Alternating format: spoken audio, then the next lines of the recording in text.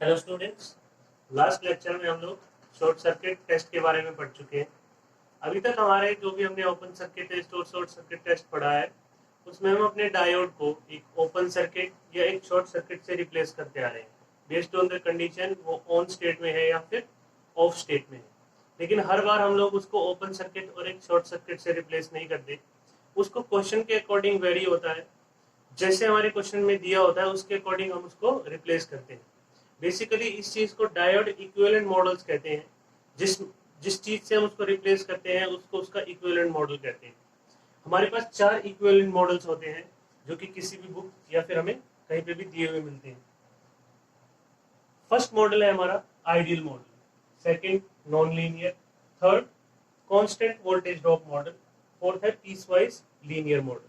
अभी तक जो मॉडल हम पढ़ते आ रहे हैं जिसमें कि हम अपने डायोड को ऑन होने पर एक शॉर्ट सर्किट और ऑफ होने पर एक ओपन सर्किट से रिप्लेस करते हैं, वो होता है हमारा आइडियल मॉडल। अब हम वन बाय वन इन सभी मॉडल्स के इक्विवेलेंट रिप्रेजेंटेशन यानी ऑन होने पर हम डायोड को किससे रिप्लेस करेंगे और ऑफ होने पर किससे रिप्लेस करेंगे और इसके इक्विवेलेंट उसकी कैरेक्टरिस्टिक्स क्या बनती हैं वो अब हम देखेंगे वन बाय वन। तो पहले शुरू करते हैं हमारे आइडियल मॉडल से। अगर मैं आइडियल मॉडल की बात करूं तो हम जानते हैं कि अभी तक जो पढ़ते आ रहे हैं हम वो हमारा आइडियल मॉडल ही है।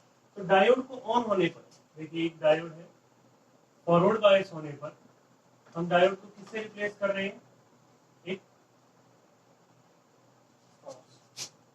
Short circuit. शॉर्ट सर्किट को रिप्रेजेंट करते हैं हमने, ये हमारा ए टर्मिनल है, ये हमारा के टर्मिनल ऑफ डायोड है, ये ए है, ये के। कंडीशन क्या होती है, V A greater than V K. उस केस में हम लोग क्या कर रहे हैं, हमारे डायोड को एक शॉर्ट सर्किट से रिप्रेजेंट कर रहे हैं। वहीं पे अगर मैं रिवर्स बायस की बात करूं तो रिवर्स बायस में हम अपने डायोड को ए रिवर्स बायस में हम अपने डायोड को एक ओपन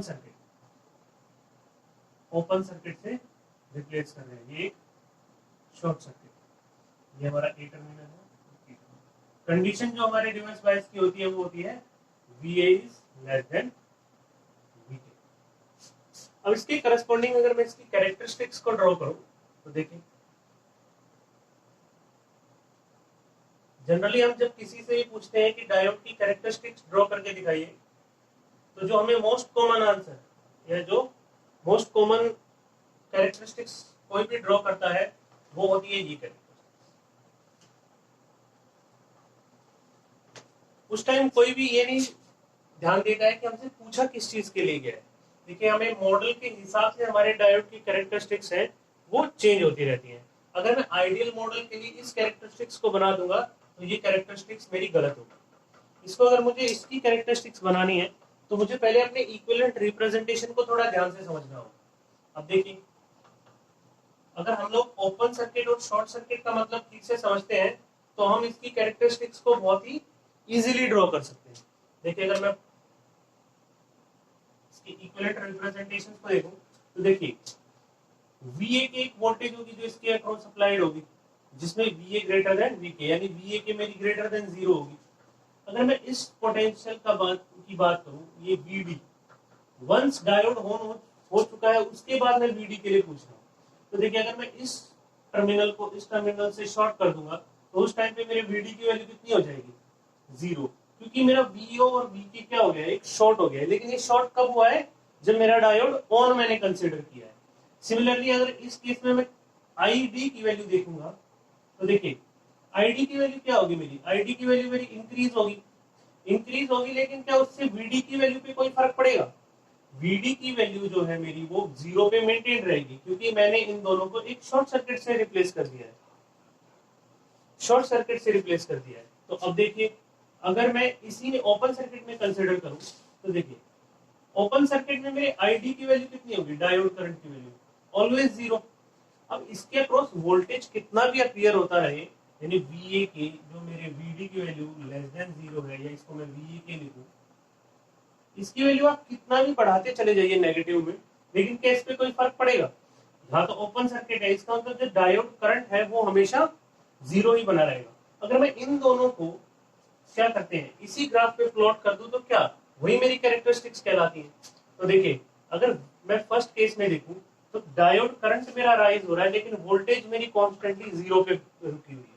तो देखिए अगर मैं जीरो वोल्टेज को मार्क करूं तो ये एक्सेस हमारा वीडी का है, तो वीडी की वैल्यू जीरो कहां पे होगी, VD equal to zero at origin. इसके बाद मुझे कॉन्स्टेंटली करंट को राइज करना है लेकिन अपने डायोड वोल्टेज को चेंज नहीं करना है। तो देखिए अगर मैं कॉन्स्टेंटली राइज करना चाहता हूँ मेरे डायोड करंट को लेकिन वोल्टेज हमेशा मैं इसी पॉइंट पे मेंटेन रखता हूँ, तो देखिए ये वीडी मेरा हमेशा यहाँ पे जीरो रहेगा क्योंकि वाई एक्सेस के ऊपर एक्स की वैल्यू हमेशा जीरो होती है, इसलिए कॉन्स्टेंटली मेरा करंट एक्स एक्सेस के ऊपर राइज करता रहेगा ऑन द ओरिजिन। सिमिलरली अगर मैं ये कौन सी हो गई मेरी, ये फॉरवर्ड बायस कैरेक्टरिस्टिक्स होगी।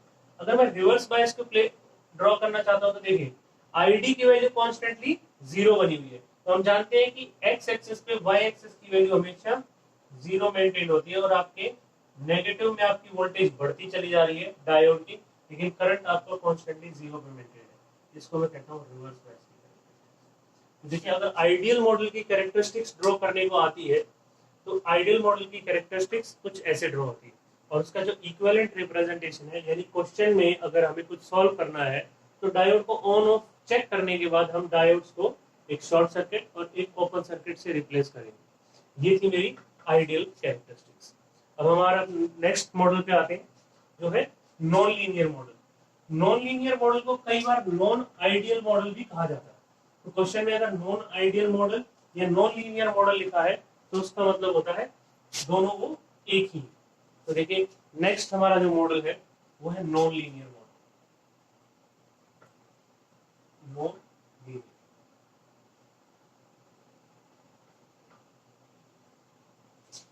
इसको कई बार नॉन आइडियल भी बोलते हैं। इस केस में क्या है, हमारे पास कोई भी इक्विवेलेंट रिप्रेजेंटेशन नहीं होती है। इस केस में we solve with the help of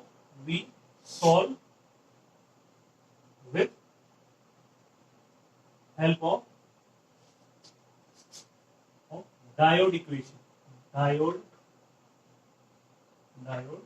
current equation, यानी इस केस में मेरे पास, जैसे मैं अभी तक मैंने पढ़ाया कि आइडियल मॉडल में हम लोग क्या कर रहे थे, ऑन होने पे एक शॉर्ट सर्किट से रिप्लेस कर दे रहे थे, लेकिन इस केस में हम लोग उसको किसी भी चीज से रिप्लेस नहीं करेंगे, बल्कि हमारे डायोड को ऑन होने के बाद उसमें हम अपनी जो डायोड की कैरेक्टरिस्टिक्स, जो हमारे डायोड की करंट की इक्वेशन है, उससे हम लोग हमारे क्वेश्चन को सॉल्व करेंगे। तो देखिए डायोड करंट की इक्वेशन क्या होती है वो हम अभी देखेंगे। डायोड करंट की इक्वेशन होती है ID is equal to I naught into e की power VD upon eta VT minus, ये मेरी डायोड करंट इक्वेशंस होती है। अब इसमें हमारे जो वेरियस फैक्टर्स है उसको हम देख लेते हैं। तो सबसे पहले आता है आई नोट। आई नोट को हम लोग कहते हैं रिवर्स सैचुरेशन करंट। देखिए इन टर्म्स से आप लोग फेमिलियर होंगे। नेक्स्ट आता है मेरा VD। VD को हम कहते हैं डायोड वोल्टेज, डायोड वोल्टेज।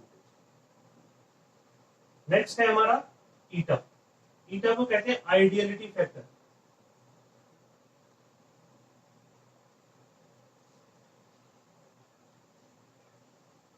और लास्टली हमारा VT। VT होता है थर्मल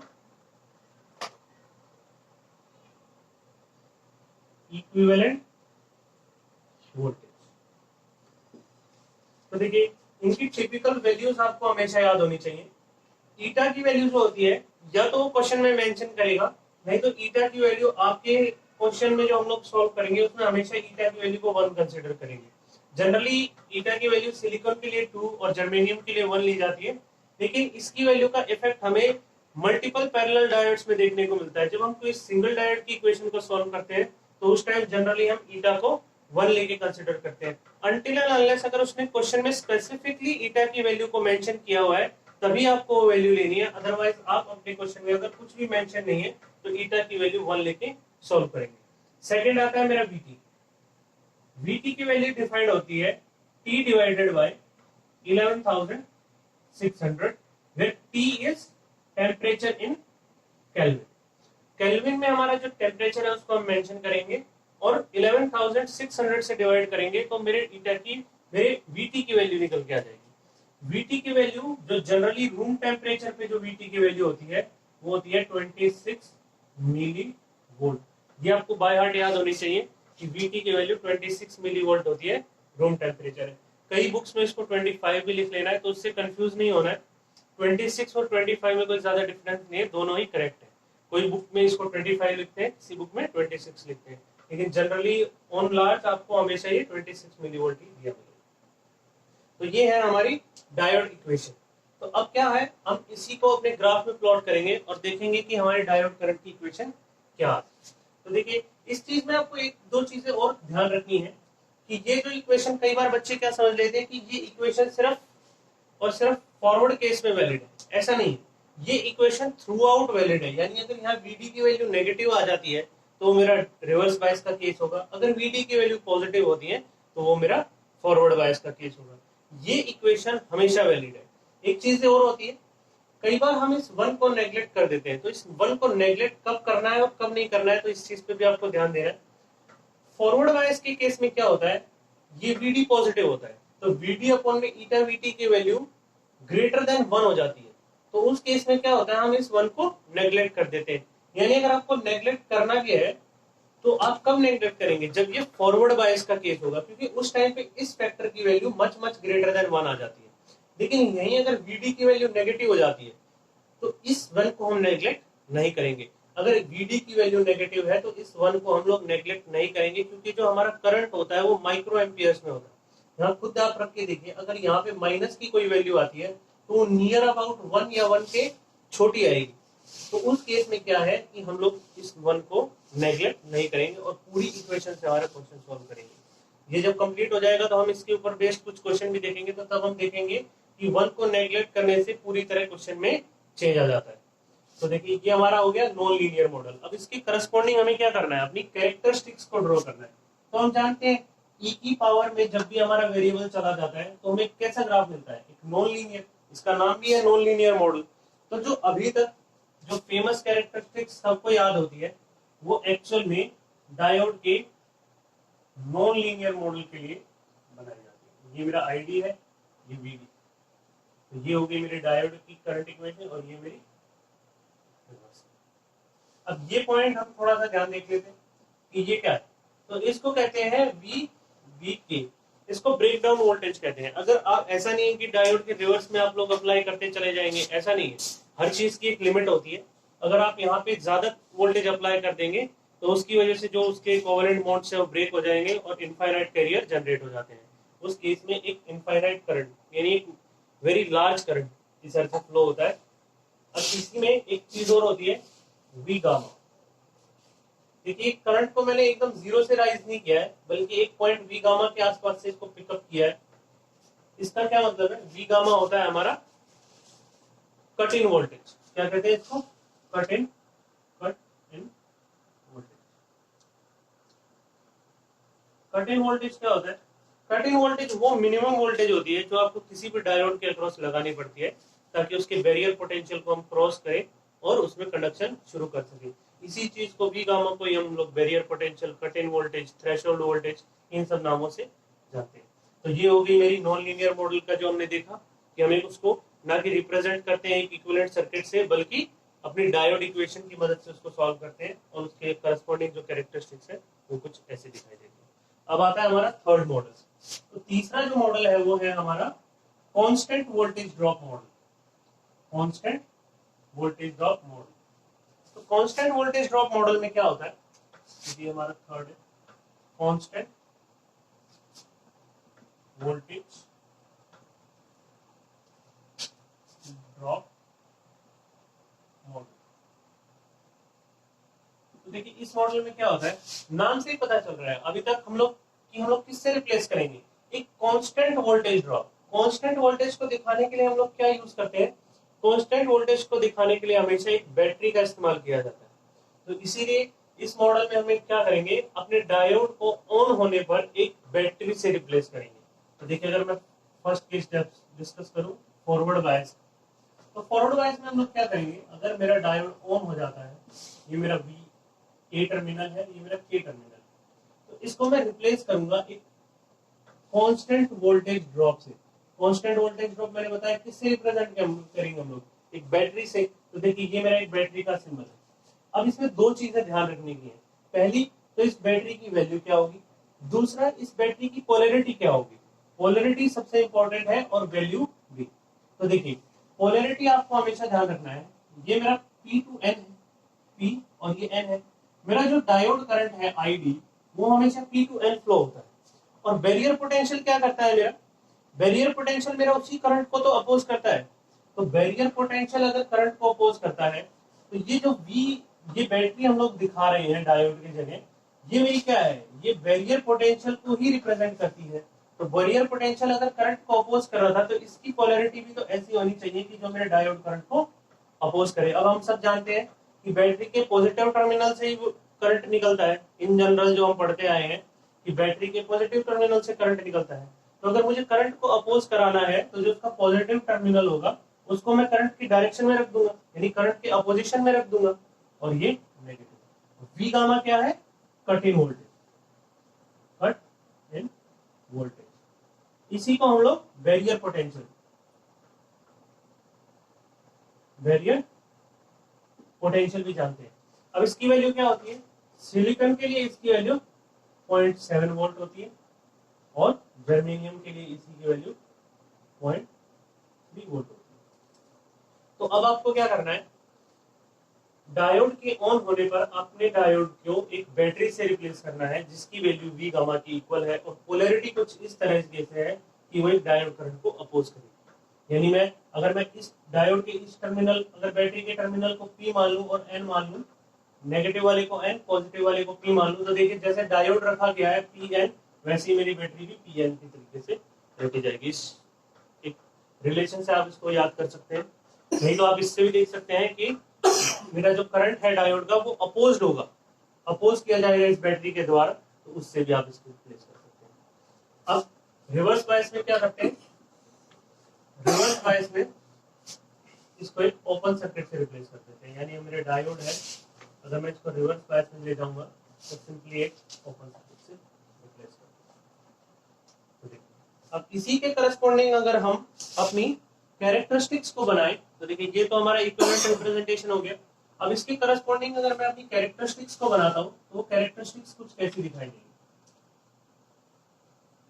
अभी तक हमने दो मॉडल पढ़े हैं, ये हमारा तीसरा मॉडल है। पिछले दोनों में देखा कि हमारी कैरेक्टरिस्टिक्स एक जैसी नहीं है, तो यहाँ पे कैरेक्टरिस्टिक्स कैसी बनेंगी वो देखिए। मैंने बताया कि हम डायोड को किससे रिप्लेस कर रहे हैं, एक बैटरी से जिसकी वोल्टेज V गामा है।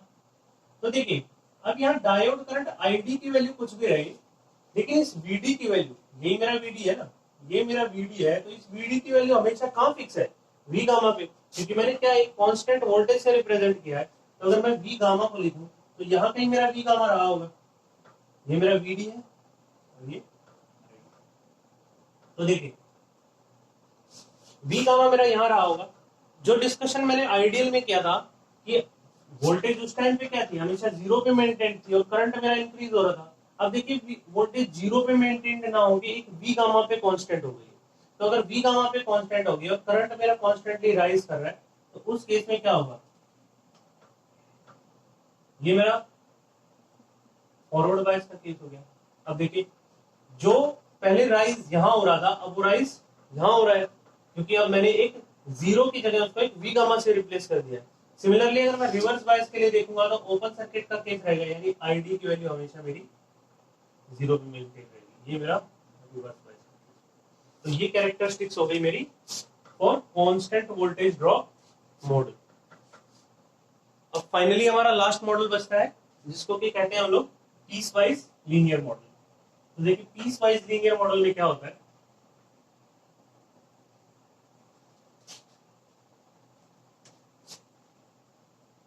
फोर्थ है हमारा पीस वाइज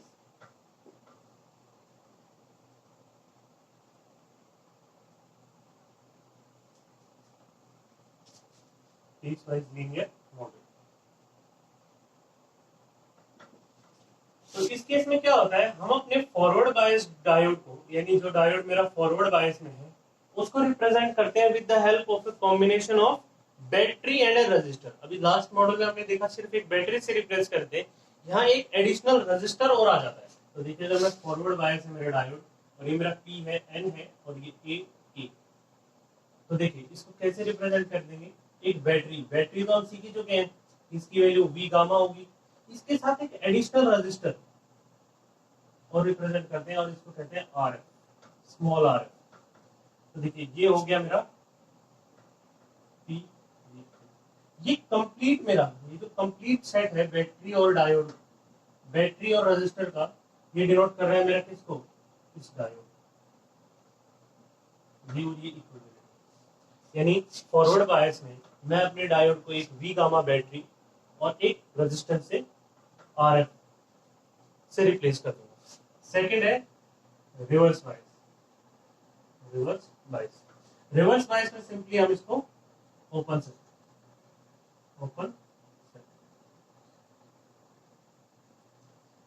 सर्किट से रिप्लेस करेंगे। अगर मैं इसकी कैरेक्टरिस्टिक्स बनाना चाहूं तो देखिए अगर हम इसकी कैरेक्टरिस्टिक्स को ड्रॉ करें,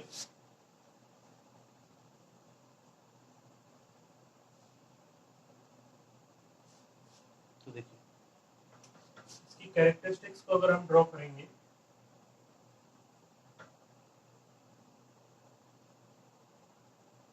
अब देखिए ये कंप्लीट मेरा एक डायोड को रिप्रेजेंट कर रहा है। अगर डायोड को रिप्रेजेंट कर रहा है तो एक डायोड वोल्टेज में वीडी लगा सकता हूँ। एक वोल्टेज मान लीजिए मैंने वी लगा दिया, तो ये क्या है मेरी, ये मेरा कंप्लीटली रिप्रेजेंट कर रहा होगा वीडी को, क्योंकि डायोड की जगह पे मैंने क्या लगाया है, डायोड की जगह पे मैंने लगाया है एक बैटरी और एक रजिस्टर को। अगर इसमें करंट आईडी मान लेता हूँ, इसमें करंट क्या है, आईडी फ्लो हुआ होगा, मैंने एक बैटरी वी लगाई, डायोड के अंदर एक करंट आईडी फ्लो हुआ होगा और जो डायोड के अक्रॉस जो ड्रॉप आई होगी उसको मैंने वीडी का नाम दिया। अगर मैं यहाँ पे, ये मेरा वी है, ये मेरा आईडी, ये वीडी है और ये आईडी, अगर मैं इसके अंदर एक लूप इक्वेशन लगाऊं तो देखिए क्या होगी, V is equal to V gamma plus ID R, यही मेरी इक्वेशन होगी। यानी अगर मैं VD को लिखना चाहूं तो क्या होगा, VD की वैल्यू जो होगी वो VD यही है, तो देखिए इसकी ड्रॉप क्या होगी, VD is equal to V gamma plus ID. देखिए ये VD और ये जो V है और ये VD सेम ही होगा, क्योंकि आपने जो बैटरी लगाई है उसका पूरा ड्रॉप किसके अक्रॉस आएगा, आपके डायोड के अक्रॉस, क्योंकि और कोई तो एलिमेंट आपने लगाया नहीं, तो कंफ्यूज नहीं होना है कि इन दोनों को इक्वल कैसे लिख दिया। क्योंकि आप देखिए अगर आप एक ऐसी सर्किट बनाते हैं जिसमें एक सिर्फ एक डायोड लगा हुआ है और कुछ नहीं लगा हुआ, तो देखिए क्या होगा, ये जो मेरा सोर्स है इसकी पूरी की पूरी ड्रॉप किसके अक्रॉस आ जाएगी, इस डायोड के अक्रॉस। यानी यहाँ एक ड्रॉप प्लस माइनस VD रहेगी और ये प्लस माइनस V रहेगा, तो V इक्वल टू VD आएगा। तो इसीलिए मैंने इसको कैसे लिखा। अब क्या करना है, मुझे इस इक्वेशन को प्लॉट करना है। तो देखिए अगर आप जानते हैं ये मेरा क्या है, एक्स एक्सिस है, ये मेरा क्या है, वी गामा मेरा इंटरसेप्ट है, और ये मेरा वाई और ये आर, या इसको आर डी ना लिख के हमें इसको स्मॉल आर एफ से डिनोट करना चाहिए, क्योंकि हमने यहाँ पे इसको स्मॉल आर एफ से लिखा। तो देखिए अगर मैं स्मॉल आर एफ से इसको रिप्रेजेंट करूँ, हम जानते हैं एक लाइन की इक्वेशन क्या होती है, y equal to M X plus C. अगर मैं इसको इस फॉर्म में लेके जाऊं तो देखिए y मेरा आ जाएगा, y is equal to 1 by R F into X minus V का 1 by R F into X minus V gamma. अगर मैं यहाँ से कंपेयर करूं तो m की वैल्यू जो है मेरी 1 बाय आर एफ और c की वैल्यू वी गामा आ रही है। तो देखिए अगर हम इस इक्वेशन को प्लॉट करें तो ये मेरा intercept on x axis minus on y axis, sorry, ये वी गामा और इसी से एक स्लोप 1 बाय आर एफ। अब देखिए 1 बाय आर एफ एक रेजिस्टेंस है, तो उसकी वैल्यू हमेशा पॉजिटिव होगी, यानी स्लोप मेरा पॉजिटिव होगा। तो अगर मैं एक पॉजिटिव स्लोप आर एफ मान के एक लाइन ड्रॉ करूं तो देखिए कुछ ऐसी दिखेगी, ये मेरी लाइन ड्रॉ होगी। अब आप जब कैलकुलेट करेंगे तो ये वोल्टेज भी आपको हमेशा वी गामा के बराबर मिलेगा। आप इस इक्वेशन में चाहे तो पुट करके देख लीजिए, ये कौन सा पॉइंट है जब मेरे आईडी की वैल्यू जीरो होगी।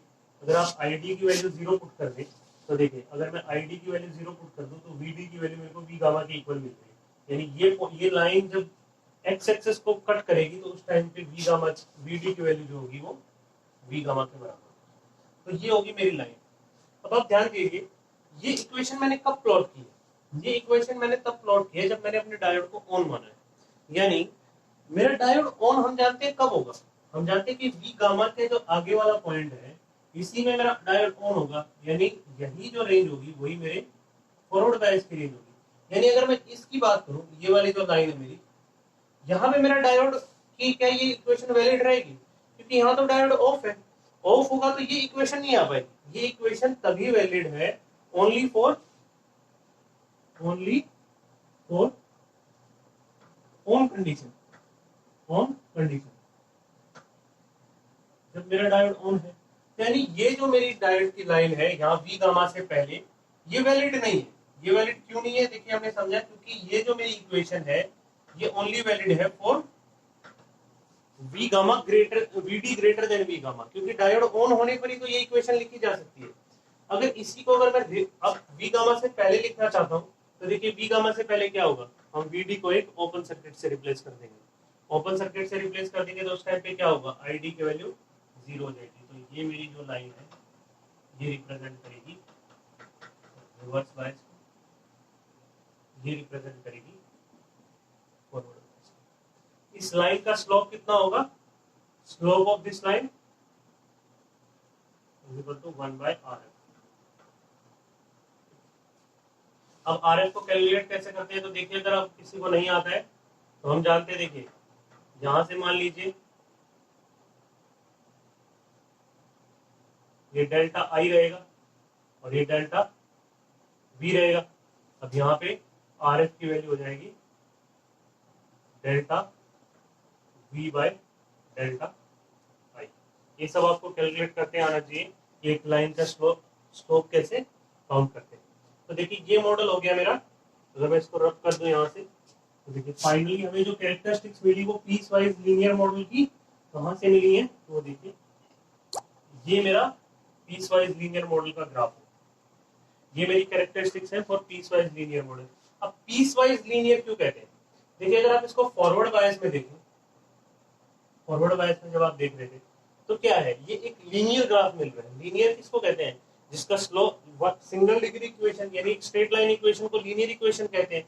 तो इसीलिए इसका नाम है पीस वाइज लीनियर। ये पूरे में लीनियर नहीं है, सिर्फ एक पीस में यानी कुछ पार्ट में ये लीनियर है और इसीलिए इसका नाम है पीस वाइज लीनियर मॉडल। अब देखिए इसमें थोड़ा सा और देख लीजिए, अगर यहाँ पे मैं आर एफ की वैल्यू को जीरो कर दूं, क्योंकि अगर आर एफ की वैल्यू जीरो कर देते हैं तो स्लोप कितना हो जाएगा मेरा? स्लोप हो जाएगा मेरा 1 बाय आर एफ, यानी इंफिनिटी। तो इंफिनिटी स्लोप किस पे होता है? 10 90 डिग्री। अगर 10 90 हो जाएगा तो इसका मतलब क्या है, ये लाइन मेरी जो यहाँ इस स्लांटेड लाइन है ये मेरी एक parallel to Y axis line बन जाएगी और परपेंडिकुलर टू एक्स एक्सिस। तो यानी ये कैरेक्टरिस्टिक्स कुछ ऐसी बन जाएगी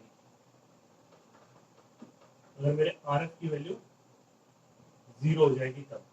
अगर आर एफ की वैल्यू जीरो हो जाती है वी गामा, तो देखिए अगर मैं इस सर्किट में अपने आर एफ की वैल्यू को जीरो कर दूं, ये आर एफ है, और इसकी वैल्यू को अगर मैं जीरो कर दूं तो इसको कुछ ऐसे रिप्रेजेंट कर सकता हूँ। तो ये कौन सा हो गया? आर एफ भाई, आर एफ की वैल्यू को अगर मैं जीरो पुट कर दूं तो ये मेरा क्या हो जाएगा? एक कांस्टेंट वोल्टेज ड्रॉप मोड। तो देखिए ये आपको कन्वर्जन थोड़ा ध्यान होना चाहिए, एक जस्ट रिलेशन आपको विजिबल होगा कि अगर मैं इसी स्लोप को इनफाइनाइट कर दूं तो मेरा एक कांस्टेंट वोल्टेज ड्रॉप मॉडल आ जाता है। तो यहीं पे हमारे चारों मॉडल्स खत्म हो जाते हैं। अभी नेक्स्ट लेक्चर में हम इन पे बेस्ड एक एक क्वेश्चन देखेंगे।